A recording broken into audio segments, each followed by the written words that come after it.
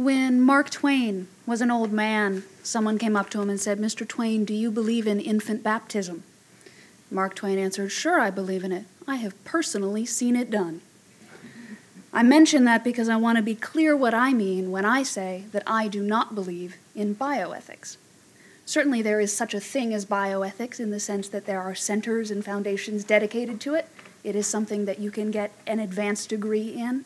I would wager that most of the people in this room have come across the term bioethics in a newspaper or a magazine. I have even personally met someone who, when I asked her what she did for a living, said she was a bioethicist. When I say I do not believe in bioethics, I mean that I do not believe the moral questions involved in advanced biotechnologies are sufficiently different from other kinds of moral questions to justify an entire discipline dedicated to their study. It is not a special kind of ethics with special rules deserving of a special name. Doctors and medical researchers encounter moral dilemmas in their line of work, just as judges and policemen and commodities traders encounter special moral dilemmas in their kinds of work. There is no such thing as ethical or unethical technology, Nick Cater has just told us. I would add that there is no such thing as an ethics of technology either. Defenders of bioethics claim that revolutionary technologies like stem cell research and genetic engineering are categorically different from other kinds of ethical dilemmas.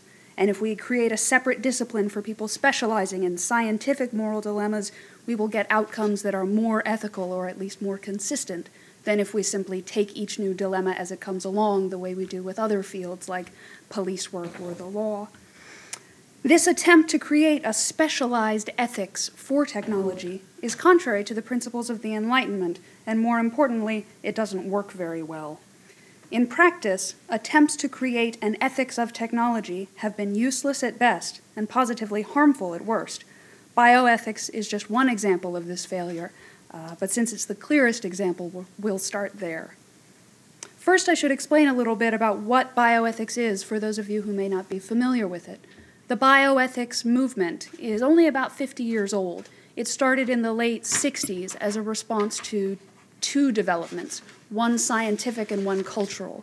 The scientific development was the wave of technological advancements that occurred around that time, things like organ transplants and recombinant DNA, psychiatric medication, and the contraceptive pill. The cultural development was a general rise in anti-establishment feeling in the late 60s. Most of the pioneering bioethicists were also active in other social movements like the anti-war movement and feminism and environmentalism.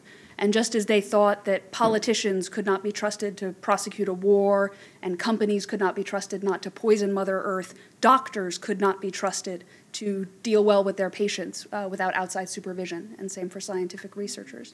If you've ever seen the film One Flew Over the Cuckoo's Nest, you'll have a good feel for the skepticism of medical authority that was prevalent among the early bioethicists. I should also mention the shadow of nuclear war, which was another factor.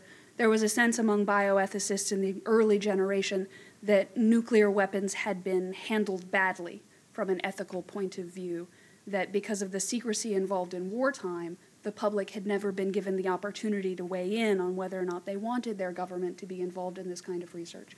So the bioethicists thought that society got it wrong with nuclear weapons, and so in the future they were going to get it right and have more democratic deliberation.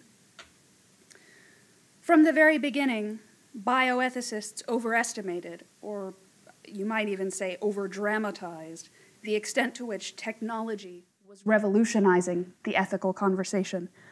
Their conviction that ordinary old medical ethics and research ethics were ill-equipped with medical technology was based on an exaggerated sense of just how radical these new technologies were. One particular anecdote, I think, illustrates this. The Kennedy Institute for the Study of Bioethics, which was the first institution to have bioethics in its title, was launched in 1971 off of a grant from the Kennedy political family. And to launch the initiative, they hosted an inaugural bioethics symposium with star-studded gala dinners in the evening in Washington, D.C.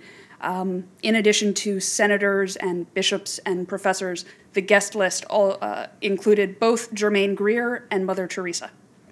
The centerpiece of this program was the debut of a video that the Institute had put together for instructional purposes for the teaching of bioethics in universities and medical schools. This video depicts the story of a married couple who learned that their newborn baby has Down syndrome and also has a digestive deformity that can be easily repaired with a surgical procedure.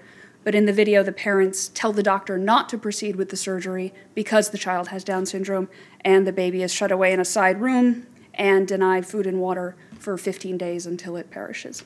The film was fictional and made with actors, but it was based on a real story. And the doctor who encountered that case in his practice was one of the founding fellows of the Kennedy Institute for Bioethics. Now, the point of this video was to prompt discussion of the bioethical issues involved, but at the discussion after they showed it, the question that caused the most controversy was whether or not the real-life parents on whom the story was based had given permission for their story to be used in this way. And nobody there had any idea. So all of a sudden, at this bioethics symposium, everyone's talking about non-technological questions like whether it mattered that the story was actually a composite of lots of different real-life events, or whether the doctor had just as much right to the story since he was there as well, or whether it mattered that the video was not for commercial purposes but was for educational purposes. So at a panel meant to deal with the ethics of technology, the most complex and fascinating question had nothing to do with technology at all. Anyway. By the 1980s, bioethics as a movement had made its peace with the medical establishment. If anything, it became a little bit too cozy. Pharmaceutical companies in particular figured out that they could make this whole bioethics phenomenon work for them as a way to blunt public relations problems. If you've got a study that's controversial in some way and you're a company, you can just say, oh, it's been thoroughly vetted by professional bioethicists. Eli Lilly got in some trouble in 1996 when the Wall Street Journal reported that they were using homeless alcoholics as test subjects. And on top of that, we're not even paying them the going rate for human test subjects. Eli Lilly responded by saying that they were convening a panel of bioethicists to study this important issue. And lo and behold, their hired panel came back and said, as long as you get appropriate consent and the risks are not extreme, you're fine. A watershed moment for bioethics came in the 90s when the Human Genome Project declared that it would dedicate 5% of its budget to the, quote, ethical, social, and legal implications program. But of course, as pioneering bioethicist Dan Callahan pointed out at the time, quote, it is hardly likely that the NIH would have set aside 5% of its budget if there had been even the faintest likelihood that it would turn into a source of trouble, and indeed, it hasn't. President Obama, soon after being elected, commissioned a report from his President's Council on Bioethics, asking them to look into a particular field of research known as synthetic biology. And in 2010, his Bioethics Commission reported back and said that synthetic biology was permissible as a field of research, but researchers should exercise, quote, prudent vigilance. Now, the report goes on for about 150 pages, elaborating on the phrase prudent vigilance and explaining how it's a combination of Aristotelian notions of balance with a dash of utilitarianism and comparisons of risks and reward. But basically, the bottom line was go ahead and do whatever you want, as long as you don't literally buy a white cat and a twirly chair and sit in a lair muttering about world domination. That was the takeaway of the entire report. Don't be extravagantly evil. The government could have gotten more specific advice from a fortune cookie or a horoscope. But as one historian of bioethics has put it, bioethics has said a lot of things in its time, but one thing it hasn't said very often is no. There is one single exception to this, almost in the history of bioethics, and that is the decision by the President's Council on Bioethics during George W. Bush's first term to recommend against the use of government dollars for the creation of new embryonic stem cell lines for medical research. And the hysterical reaction that this caused should give you some idea of how unheard of it was for a bioethics panel to forbid anything. Though for the record, Bush did not forbid embryonic stem cell research. In fact, he was the first president to fund stem cell research. He partially overturned a ban that had been in place since the Clinton administration, and they were just mad he didn't overturn the ban completely. But anyway, liberal bioethicists were even more outraged at the stem cell decision of the President's Council on Bioethics than the rest of the left were. And they fixated a lot of their hatred on Leon Kass, who was head of the President's Council on Bioethics at this time. In the late 2000s, years after the stem cell decision, Leon Kass was scheduled to address a national convention of bioethicists, and half of the audience stood up and walked out. They really hate this guy. But the interesting thing about the tidal wave of hatred directed at the Kass Bioethics Council is just how much of it focused on the fact that its members were not bioethicists. Ruth Macklin, who's a well-known science writer and a professor of bioethics in New York City, published article after article saying that decisions on things like stem cell research should be left to bioethicists. Now, Leon Kass has an MD and a PhD in biochemistry. He has worked as a physician and as a lab researcher, and he teaches philosophy at the University of Chicago. The other people on the panel were experts in hard and soft sciences, everything from theology to surgery. There was no shortage of expertise on that panel. But bioethics, this made-up discipline, had done such a good job of staking out its jurisdiction that the absence of any declared bioethicists was considered a strike against the council's authority to rule on an issue like stem cells. I remember during the 2008 campaign hearing congressional candidates asked, "What's your position on stem cell research?" And some of them prefaced their responses by saying, "Well, I'm not an expert in bioethics."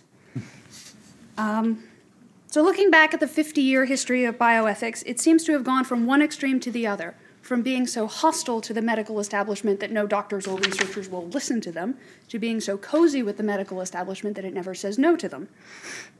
And in between, I would argue that bioethics has failed to contribute anything to the conversation about scientific ethics, either in medicine or in research.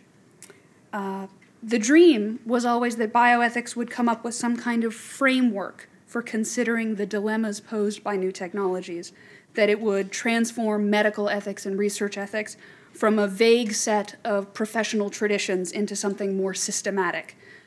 This dream has not materialized, and I think one example will prove that point. In 2006, a company wanted to do field testing on artificial blood, a new artificial blood. They had already tested it in the lab. What they needed to do was test it in the field on actual trauma victims. The trouble was that the rules of medical research require that you get informed consent, and trauma victims, by definition, are not in a position to give informed consent. So they posed this question to bioethicists and said, "What should we do?" And the bioethicists hemmed and hawed and finally came back and said, "Well, okay, you can proceed with this trial, but you still have to satisfy the requirement for informed consent through something called, quote, community consultations." Basically, they asked them to hold a town hall meeting and tell whoever showed up that they were planning on running this trial, and that anyone who wanted to opt out could, and I'm not making this up, wear some sort of wristband to indicate that they withheld consent. Now, obviously, these community consultations were a mere ritual, a superstitious genuflection to the gods of informed consent. And I'm not saying that the decision was wrong. I think the trials should have been allowed to go forward. I am saying that the concepts and catchphrases of bioethics contributed exactly nothing to the moral deliberations about how those trials should be conducted, just as they have failed to contribute much of anything to the other moral dilemmas generally considered bioethical.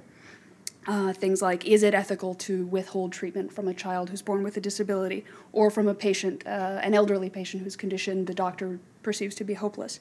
Is it ethical to make government welfare for single mothers conditional upon sterilization? Once you get down to the core of questions like these, you find that the technology involved makes surprisingly little difference to the ultimate moral answers. They're not bioethical, or nanoethical, or cyberethical, both of which are phrases or terms that people have now declared themselves experts in. They're just plain ethical. And I should say at least one nice thing about bioethics before I close. And I guess it would be that by coining a trendy phrase like bioethics, while it's a bit jargony, it does bring public attention to the moral issues involved in technology, and I suppose that's a good thing.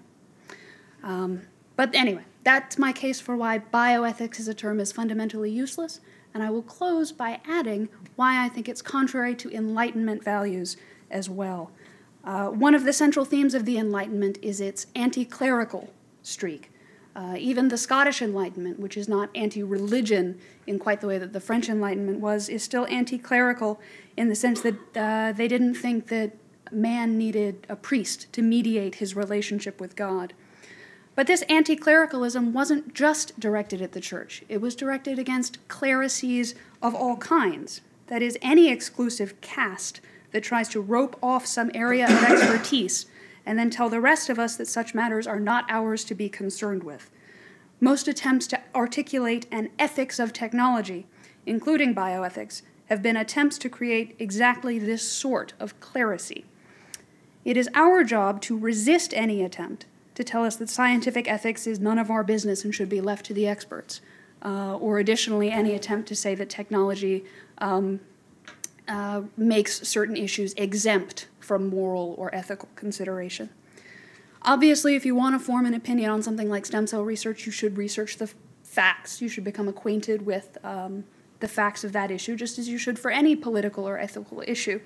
But there is a difference between knowing what you're talking about, which is a good thing, and asserting proprietary expertise, which amounts to asking the individual to give up his right to form an opinion for himself. So that's it.